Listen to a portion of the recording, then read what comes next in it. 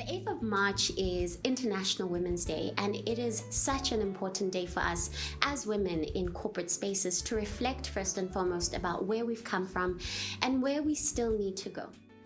Today sparks International Women's Day, and the theme is #Breaking the Bias.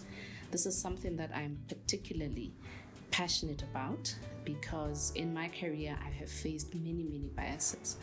I believe it is important to have the necessary conversations around what these biases are and around how we can break them. This year's theme calls for action to break the bias. When we think about this bias, it comes in different forms. It may be conscious or unconscious. In whichever way it comes, it has the same impact on young women and girls in that it inhibits their progress in life. Breaking the bias for me is about embracing gender diversity. And I think Metropolitan has been very open in embracing this narrative. It's important for us to remember that for the next 150 years, we will still be dealing with the gender wage parity. And as we strive forward as women in leadership positions in this country and in the world, it's important for us to remind those coming after us that this is a battle we still need to fight.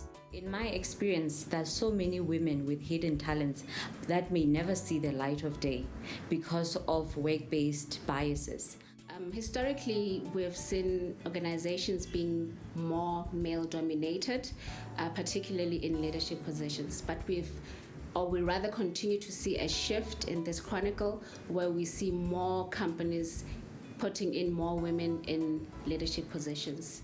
Very early in my career, I was the only female on an executive committee, and I remember being repeatedly asked to take the minutes, being repeatedly asked to make tea, and these are some of the biases that exist in the corporate space, exist in the boardroom, and the only way that we can break them is by having the conversations around them, exposing them, and showing them for what they are. For me, as a young woman, I'm very passionate about having more women in leadership positions, and I'm very happy that I'm part of an organization which actually embraces or rather diversifies their portfolio by having more women in leadership positions. Now imagine a world free of bias, a world where you can be heard and seen, a world where our differences are both valued and celebrated. That world is possible. That world begins with you. We need you to break the bias. On top of that, let's remember that young women look to us for mentorship, for guidance, for a shoulder to cry on, and importantly, for a ray of hope. Be that ray of hope today. And also remember, as women and as leaders in this country and the world, we continue to #breaking the bias.